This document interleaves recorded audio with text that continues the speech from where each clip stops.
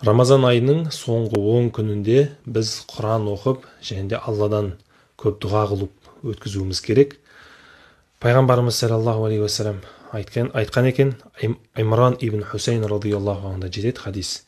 Пайғамбарымыз саллаллаху алейхи уассалам мына сөздерді айтқан екен: Иқраул Құр'ана уасалуллаха бихи. Құран оқыңдар, және де сол Құранменен Алладан сұраңдар. Қабла айятия қаумун яқраунал Құр'ана фаясулуна бихин нас. Сондай қауым келмейінше дейді, ол қауым Құран оқиды, және де сол Құранменен адамдардан сұрайтын болады дейді. Яғни осындай заман келмейінше Құран оқып, Алладан көп сұрап қалыңдар деп пайғамбарымыз саллаллаху алейхи уассалам айтып жатыр. Бұл хадисті имам Ахмад рахматуллахи алейхи риуаят етеді.